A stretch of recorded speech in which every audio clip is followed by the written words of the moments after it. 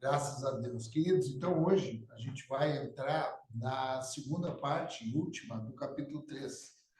Né? Na primeira parte a gente viu, conforme a Vicky falou, aquela cura miraculosa de Pedro e João na porta, numa das portas do templo, a porta chamada Formosa, e o milagre, né? Um homem coxo de nascença, ele é levantado ali pela força do Espírito, através da vida de Pedro e de João, e aí esse homem conecta, fica junto com eles ali na porta, e aí Pedro entende ali uma oportunidade de pregação. Então Pedro dá o segundo discurso, aqui o segundo discurso a partir do Pentecostes, né? Ele aproveita aquele primeiro discurso ali, em seguida que é derramado do Espírito Santo, e agora, mais uma vez, ele aproveita uma oportunidade de poder falar, ensinar, anunciar o que está acontecendo. Então, eu vou ler com vocês ali, me acompanhem, a partir do versículo 12. Então, no versículo 11, diz que esse homem que foi curado, ele se apegou a Pedro e a João e ficou ali junto com eles, né? E o povo todo, que estava atônito, correu para perto deles ali para olhar. Imagina, deve ter dado aquilo ali um tumulto, né? Um dizendo para o outro: olha o que aconteceu, aquele homem estava sentado, levantou. Isso é, então é aquela coisa que acontece no meio da multidão, né? Quando acontece uma situação assim, vai aquele boca a boca, né? E todo mundo quer ver, e aí acontece que foram todos ali para a volta. Se junta ali um culto ali, né? Irmãos, a gente tem que entender quando se junta um culto perto de nós, viu? Entender quando se junta um culto perto da gente, se juntou dois ou três ali, às vezes é o próprio Espírito que fez ali um tumulto, um movimento, e a gente tem que entender como uma oportunidade de ensinar. Então, esse é o primeiro ensino que eu acredito que a gente já pode ter, é esse, da igreja entender quando há esses tumultos, são oportunidades de ensinamento. Aí no versículo 12 diz assim que o Pedro, quando viu isso, ele disse ao povo: varões israelitas, por que vos maravilhais disto? Ou por que olhais tanto para nós, como se por nossa própria virtude ou santidade fizéssemos esse homem andar? O Deus de Abraão, de Isaac, de Jacó, o Deus de nossos pais, glorificou o seu filho Jesus, a quem vós entregastes e perante a face de Pilatos negastes, tendo ele determinado que fosse solto. Mas vós negastes o santo e justo, e pedistes que se vos desse um homem homicida, e matastes o príncipe da vida, ao qual Deus ressuscitou dos mortos, do que nós somos testemunhas. E pela fé no seu nome, fez o seu nome fortalecer a este, que vedes e conheceis. E a fé que é por ele, deu a este, a fé que é por ele, deu a este, na presença de todos vós, essa perfeita saúde. E agora, irmãos, eu sei que o fizestes por ignorância. Se eu estivesse na igreja, eu ia dizer, repete comigo agora, por ignorância. Bota isso na tua mente aí, por ignorância.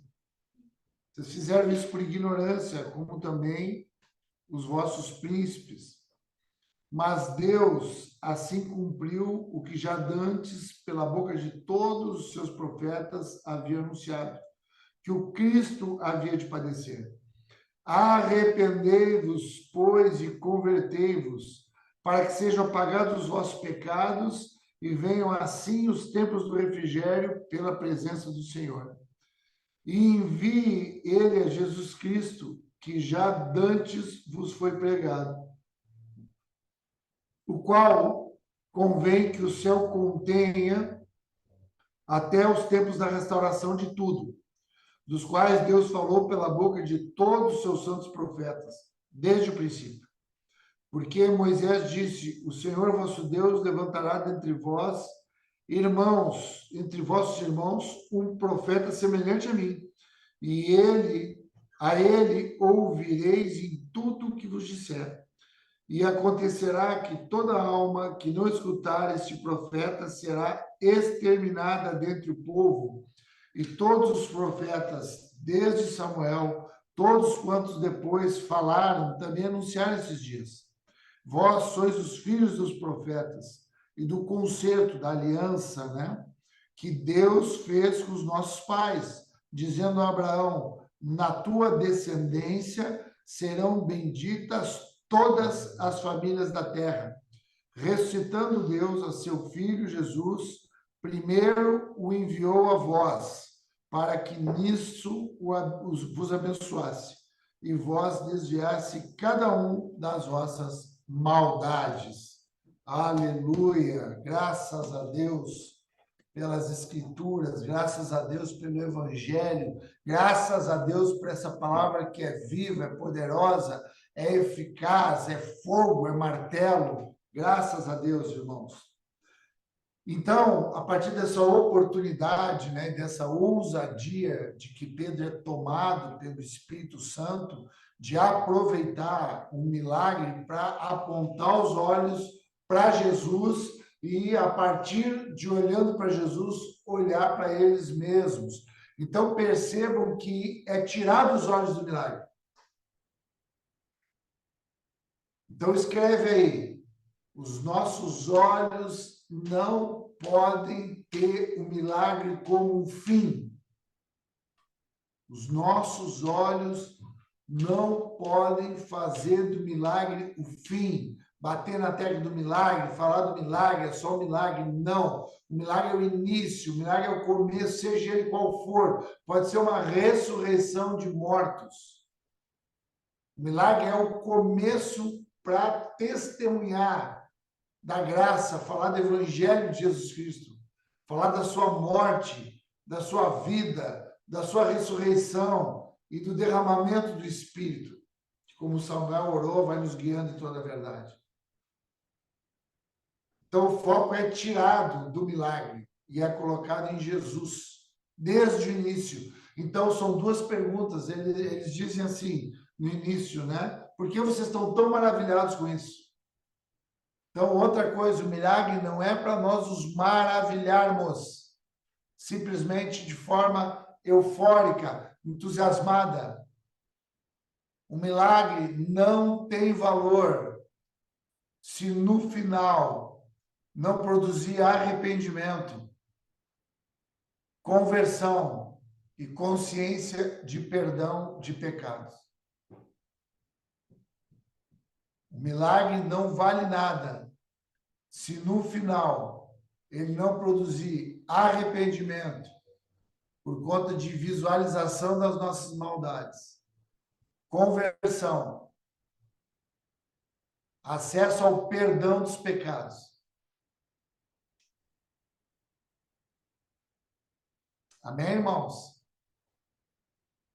Então, essa é a primeira pergunta. Por que vocês estão tão maravilhados? Segunda pergunta.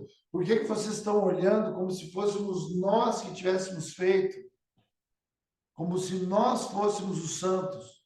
Como se fosse através das nossas virtudes, da nossa capacidade, do nosso potencial?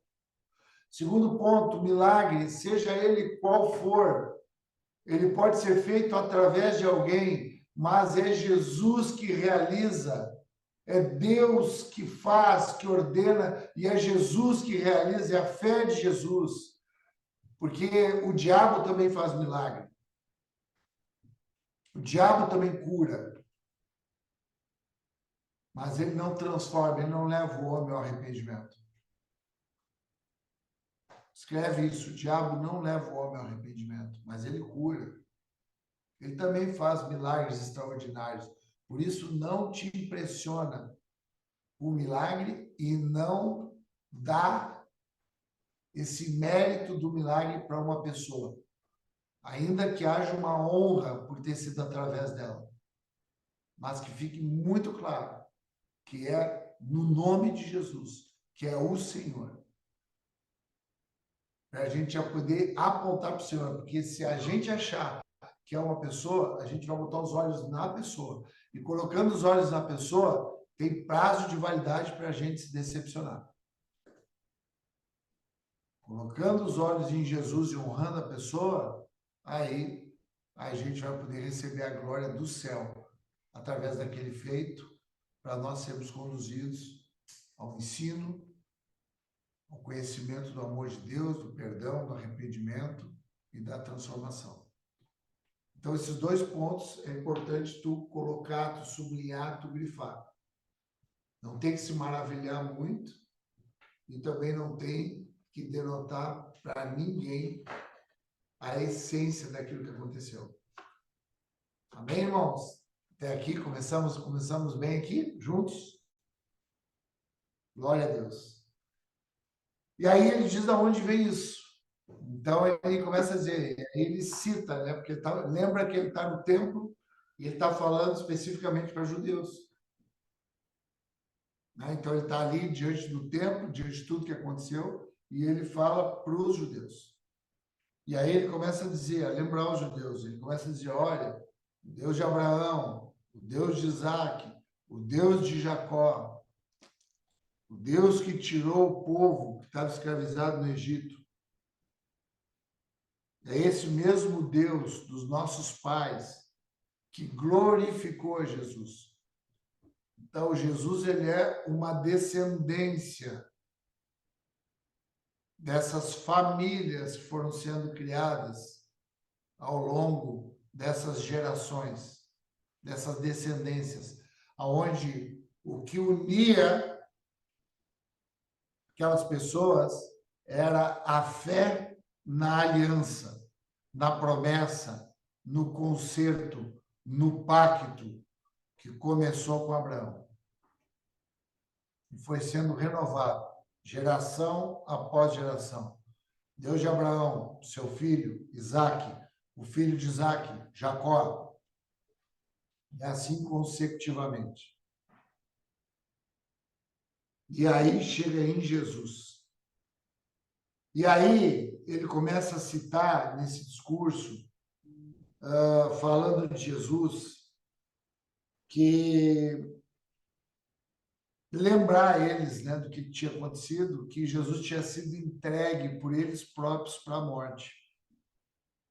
Começa a lembrar eles, né? Olha, esse homem que era o homem justo, o homem santo, vocês mesmos trocaram esse homem que tinha sido, quando ele fala homem justo e homem santo, ele está falando do homem que foi enviado por Deus. Lá no capítulo 53 do livro de Isaías, alguém pode ler para mim aí, a Mari pode ler para mim, o que diz no versículo 11. Isaías é um profeta messiânico. Isaías 53, quando a gente quer conectar agora nessa questão de santo e justo, vocês negaram o santo e o justo e escolheram o homicida. Depois a gente vai ver a história que ele está citando aqui. Lê para nós, Mari, por favor, versículo 11, do capítulo 53 do livro de Isaías. Amém, pastor. Ele verá o fruto do trabalho de sua alma e ficará satisfeito. O meu servo, o justo, com o seu conhecimento, justificará a muitos, porque as iniquidades deles levará sobre si. Amém. Muito obrigado, filho. Então, ele está dizendo, esse é o justo, esse é o Messias, esse é o enviado, porque todo o povo judeu esperava, desde o povo hebreu, antes do cativeiro de Israel, esperava o Messias, o ungido, o Cristo anunciado. E o que o Pedro está dizendo é isso, olha, esse Cristo anunciado que vocês esperavam, vocês foram capazes de negá-lo, não só negá-lo, como trocá-lo por um homicida. E aí a gente vai ver agora aqui em Lucas, no capítulo 23, abram aí para nós acompanharmos juntos aí algumas passagens desse capítulo que eu quero ler com vocês. Lucas, 23. Eu vou ler a partir do versículo 13.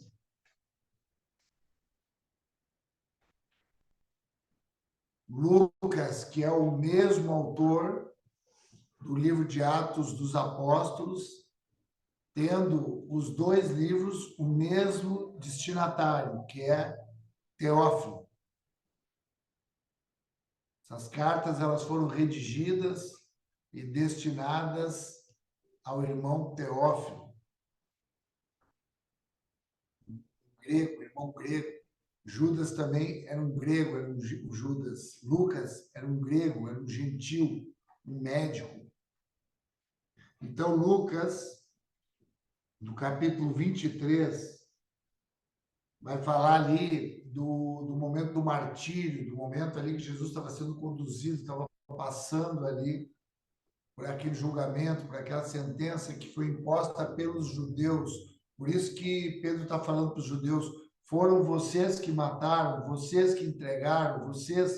Ele está citando isso, porque eles foram entregues para as autoridades romanas condenarem e crucificarem. E aí, a gente vê aqui no versículo 12, eu vou ler o 12 também, uma conversa das autoridades ali, da autoridade da Galileia, que era o Herodes, e a autoridade romana da Judéia e região, que era o Pilatos. Diz que no mesmo dia, que era o dia da Páscoa, Pilatos e Herodes entre si se fizeram amigos, pois dantes andavam em inimizade um com o outro. E convocando Pilatos, os principais sacerdotes, os magistrados, e o povo lhes disse, então ele convocou os judeus, amém, irmãos? Então ele convoca os judeus ali, os principais, os líderes, ele convoca depois dessa reconciliação. Que tremenda essa parte aqui, né, irmãos? Viu que um homem de Deus, uma mulher de Deus, mesmo no momento da sua aflição, ele vai gerando reconciliação, ele vai gerando amizade, ele vai gerando a paz, ele vai gerando vida, ele vai passando como um rio de vida. É lindo isso. E agora ele chama os magistrados, o povo, e ele diz no versículo 14, havei-me apresentado este homem como pervertedor do povo, e eis que examinando na vossa presença nenhuma culpa. Aí eu diria aqui também, repita comigo, nenhuma culpa. Nenhuma culpa. Nenhuma culpa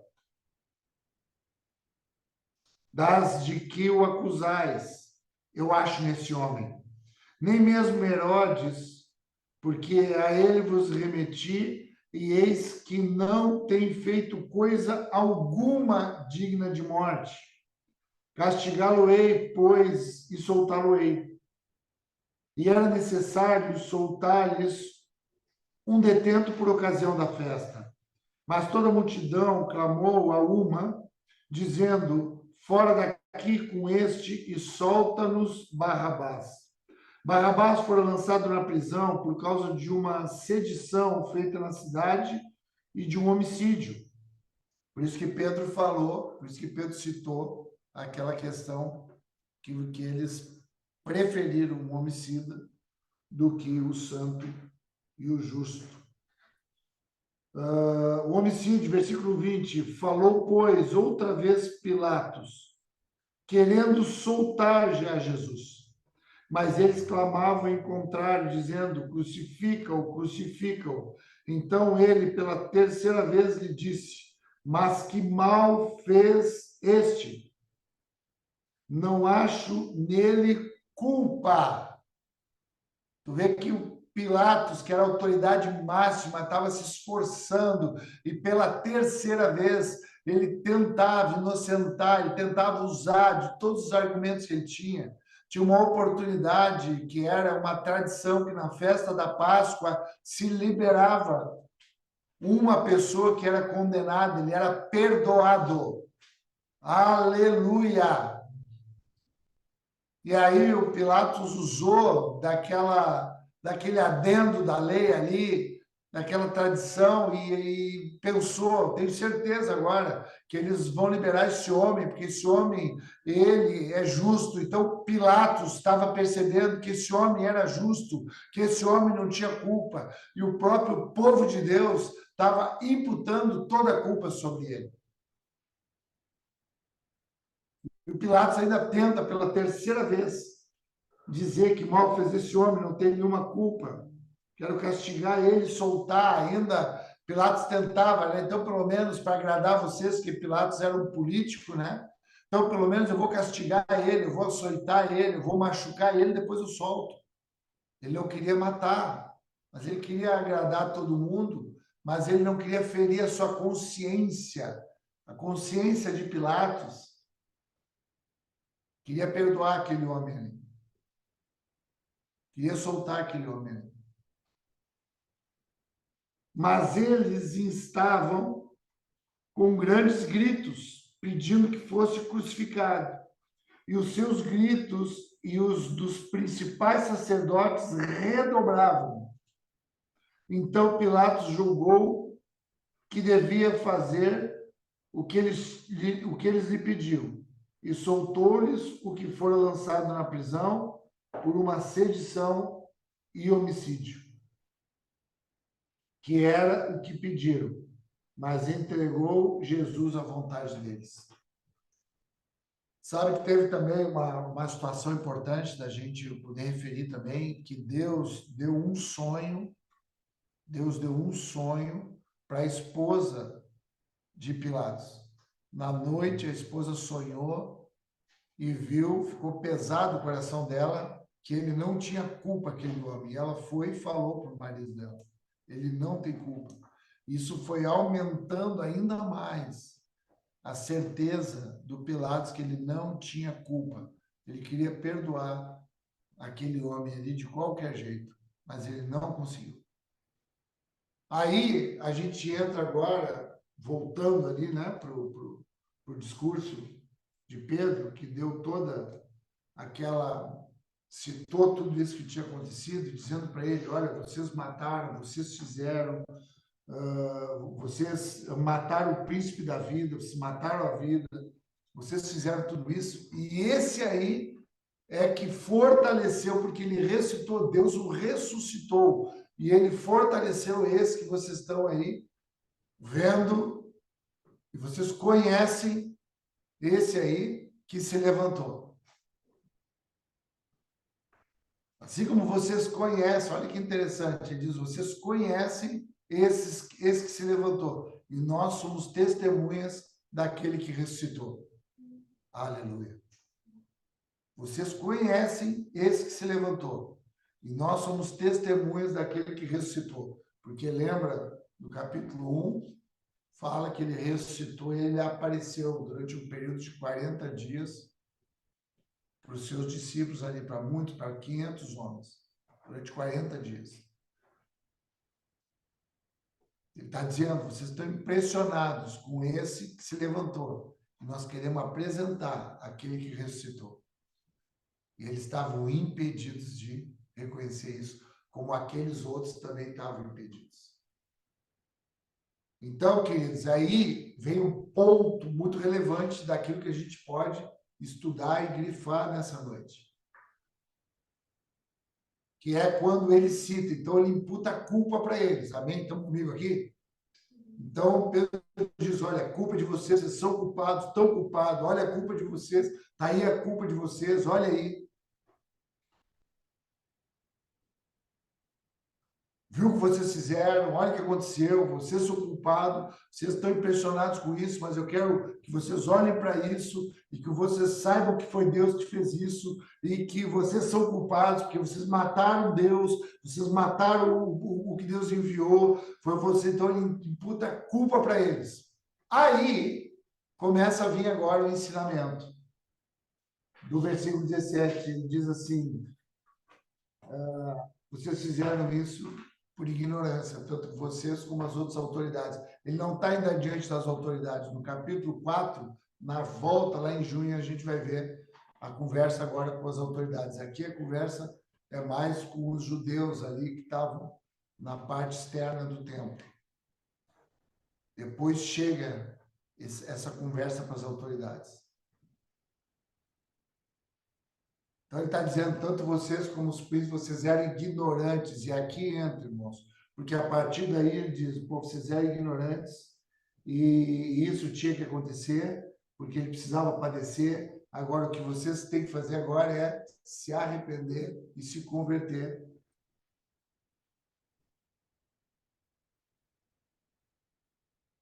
Dos maus caminhos de vocês, dos pecados de vocês. Então, agora vem a questão do perdão, irmãos. Pilatos queria perdoar.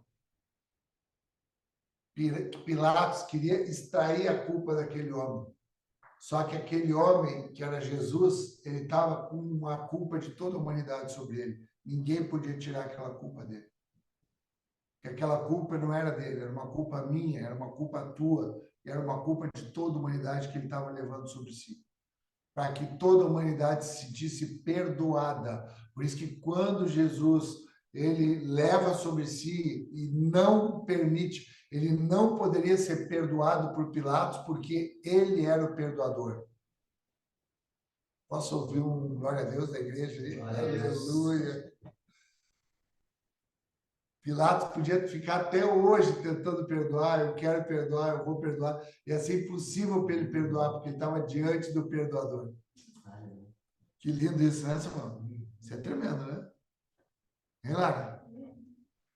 Estava diante do perdoador, por isso que ele estava tentando tirar a culpa dele. Ele dizia, não, porque tem culpa aí do Alberto aí nele. Não pode tirar porque tem culpa aí da Lara nele. Não pode tirar porque não tira. Deixa ele vai até o final, ele vai morrer. Isso vai ser só aparente, porque ele vai ressuscitar. E ele vai liberar esse perdão para toda a terra, que vai poder iluminar as nossas ignorâncias, porque nós vamos nos sentir perdoados pela ignorância. Por isso que o Senhor não leva em conta os tempos da ignorância. Eram ignorantes vocês, os príncipes de vocês eram ignorantes. Agora, como vocês estão perdoados, por isso que a gente pode apontar culpa quando a gente vai liberar o perdão em seguida. Por quê? Porque apontar culpa é uma visualização de natureza. Para que se visualize a natureza, se enxergue isso que fez e haja agora o sentimento de que já está perdoado, mesmo tendo feito isso, e que a partir desse já perdão liberado, eu posso me arrepender, posso confessar pecado e posso me converter agora dos meus maus caminhos e ser transformado, ser curado a partir desse perdão. Então é isso que Deus está anunciando através do seu servo, através da igreja, através da vida de Pedro aqui. Isso aqui é um sistema, isso aqui é um método da salvação. Para levar ao arrependimento. Quando nós conversamos com uma pessoa, nós temos que trazer ela nesse mesmo sentido, ou trazer as pessoas. Então, nós precisamos deixar claro a natureza humana, claro a culpa, e depois extrair a culpa que nem Jesus fez. E dizer, vocês já estão perdoados. Agora, a partir desse já perdoados, reconheçam o que fizeram e se arrependam, se convertam. E ali, naquele momento, com esse mesmo discurso da igreja, que é o mesmo discurso até hoje, só vai mudar ali a linguagem, de acordo com a cultura e com a contemporaneidade, as pessoas, algumas delas vão ser tocadas por esse Espírito que foi derramado e vão ser convencidas desse pecado, vão ser convencidas da justiça, do juízo e vão começar a se sentir filhos de uma família, porque é isso que está acontecendo. Filhos de uma família. Na verdade, ele está falando com os judeus, mas ele está perdoando os judeus. Ele está falando, entendam isso que aconteceu. Porque era necessário que isso acontecesse. Era necessário que muitos de vocês se endurecessem. E aí, porque ele fala no final, ele diz no final, olha, aquela promessa que ela foi dada para Abraão, ali no versículo 25, é muito importante para a gente já ir se caminhando para o final aqui. Ele diz no versículo 25, né? Que vós sois, sois os filhos dos profetas que anunciaram essa aliança que Deus fez com os nossos pais, dizendo: Abraão, na tua descendência serão benditas todas as famílias da terra. Então, como a bênção desde Abraão era para as famílias, ela não podia ficar reduzida para os judeus, porque era para todas as famílias da terra, não era só para os judeus, não era só para os hebreus, não era só para os descendentes consanguíneos de Abraão, Isaque e Jacó, mas era para todas as famílias da terra. Por isso, o empenho aqui do Espírito Santo, usando a vida da igreja, de expandir essa salvação, essa oportunidade de reconhecimento do perdão, arrependimento e conversão para os gentios da terra. Para que essa promessa, para que essa aliança, ela se cumprisse na plenitude. E era isso que os judeus não estavam conseguindo conceber. Porque eles estavam tão apegados que aquilo era só deles, que eles não conseguiam entender. Então, Deus, o Pedro está dizendo, vocês viram, vocês mesmos Deus endureceu o coração de vocês, assim como ele endureceu o coração de Faraó, ele também endureceu o coração de vocês para que todo esse plano ocorresse. Mas é preciso que vocês reconheçam isso, para vocês entenderem o plano de Deus e não sentir. Por que eles não reconheciam isso? Para não se sentir culpado. Só que ele estava dizendo, mas essa culpa já foi extraída, fiquem tranquilos. Isso era o plano de Deus. Nem Pilatos, que era a autoridade máxima, pôde arrancar essa culpa dele. Então, essa culpa que vocês imputaram para ele, mataram ele, não tem problema, porque aquilo era necessário para ele ressuscitar. Mas agora arrependam-se. Agora convertam-se desse caminho. Agora entrem para essa família expandida na terra, a igreja.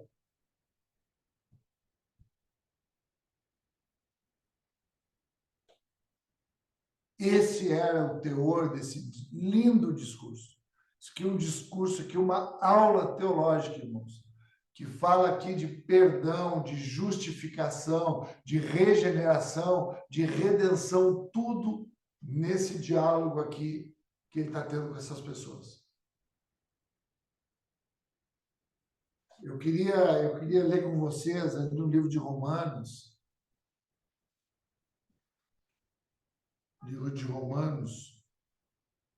capítulo 11, por gentileza. Romanos 11.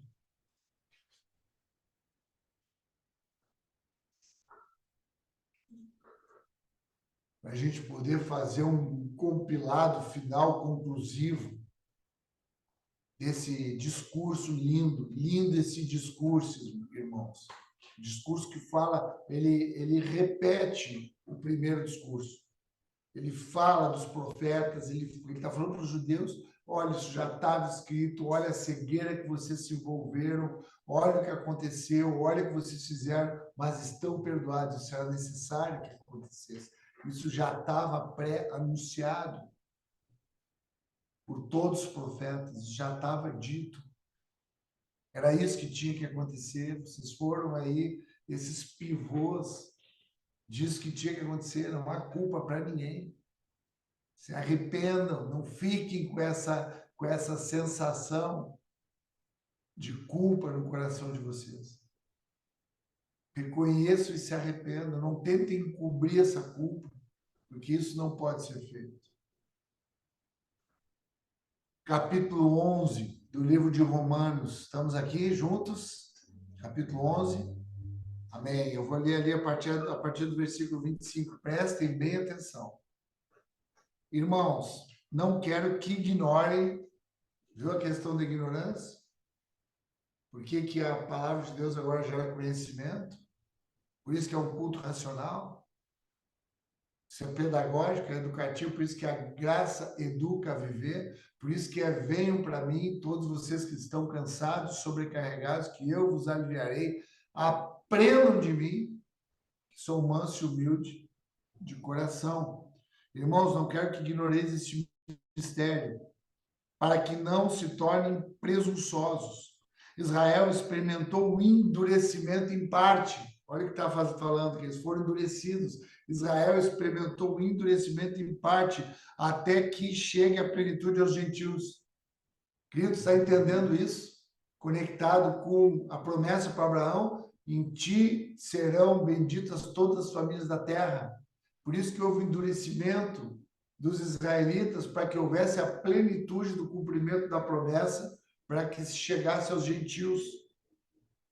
E assim todo Israel, versículo 26, será salvo, como está escrito: virá de Sião o Redentor, que desviará de Jacó a impiedade.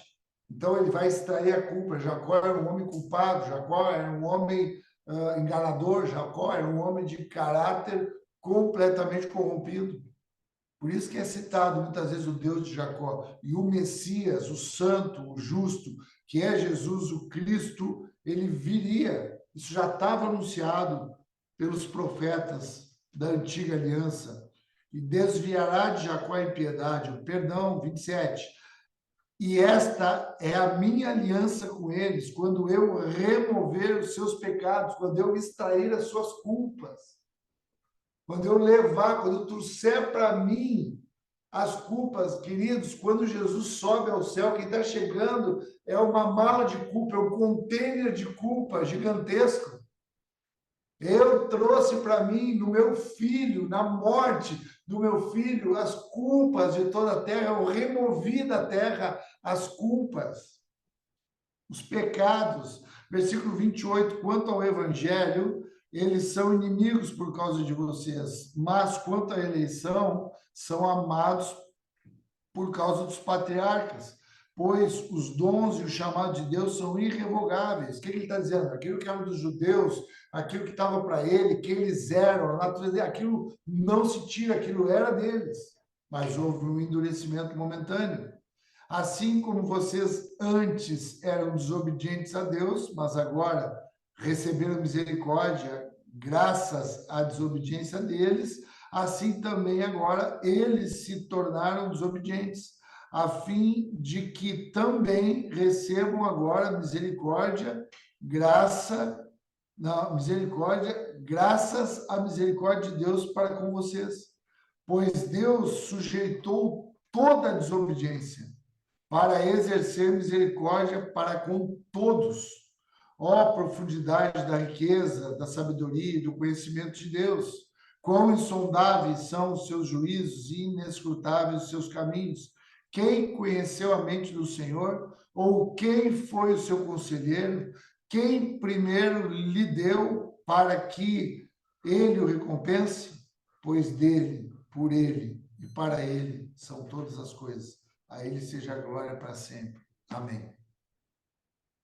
Então, ele está falando ali dessa relação que os judeus se tornaram desobedientes para que aqueles que eram gentios antes desobedientes pudessem receber essa misericórdia e tivessem a noção, o conhecimento do mistério de Deus, que era o perdão de pecados, e que agora eles andavam em obediência, e que agora eles mesmos, eles iam ter nessa obediência a misericórdia necessária para com os judeus que tinham sido endurecidos.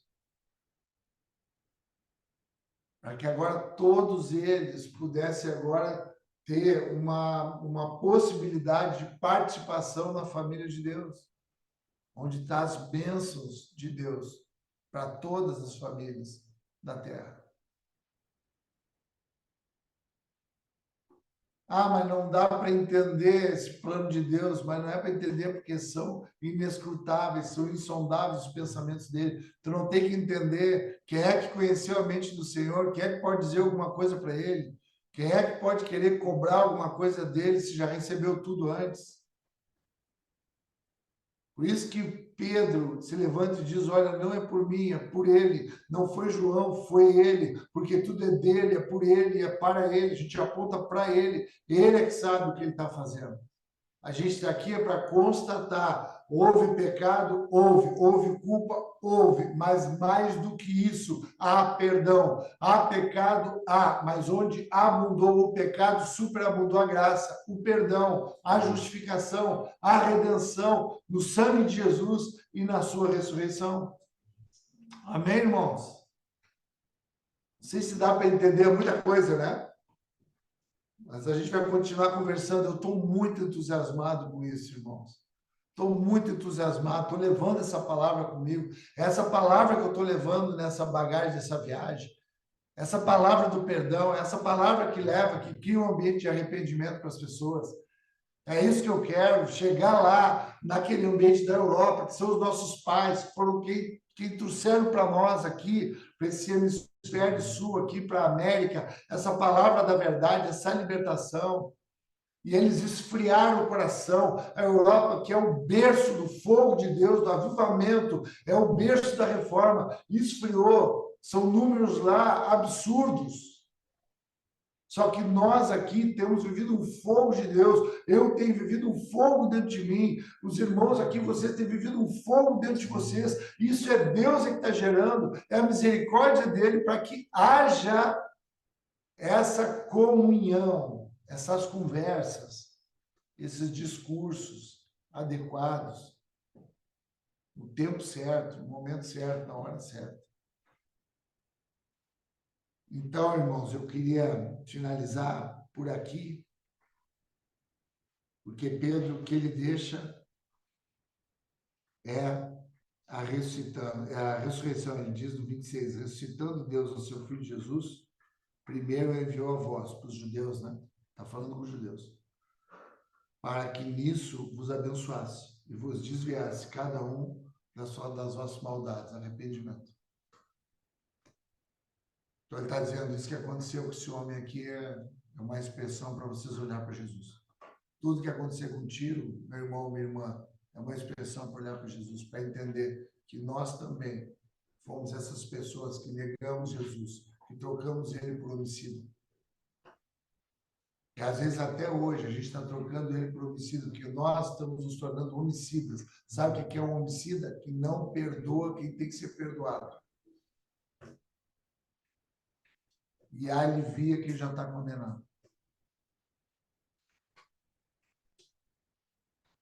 Sempre que a gente tem um comportamento assim, com alguém, com alguma situação, tu entra nesse mesmo modelo dos judeus. Uma cegueira, um desatino, um desvairil. Em nome de Jesus. Que a gente aprenda, que a gente tenha essa graça de Deus sobre a nossa vida, que a gente seja ousado para saber conduzir uma conversa nesse tom, nesses termos, com essa argumentação, a partir do plano da salvação. Aponta a culpa, até aponta, a natureza humana, porque quando a gente aponta a culpa, a gente não aponta particularmente a culpa. A gente aponta essa culpa para que, em seguida, na visualização da culpa, tu diga, está perdoado, teus pecados estão perdoados, a culpa não está mais sobre ti, te arrepende. Te arrepende. Converte dos teus maus caminhos. A Bíblia diz lá em 2 Crônicas 7:14, ali na época da inauguração do templo de Salomão, Deus diz para Salomão, se o meu povo, que se chama pelo meu nome, orar, buscar a minha face, se arrepender dos seus maus caminhos, entender esse perdão, eu perdoo eles, eu curo eles, eu transformo eles, eu saro eles, sararei a vossa terra. É isso que está acontecendo aqui, nesse momento aqui, capítulo 13, finalizando hoje, de Atos, esse perdão liberado. Amém, queridos? Não sei se alguém tem alguma pergunta.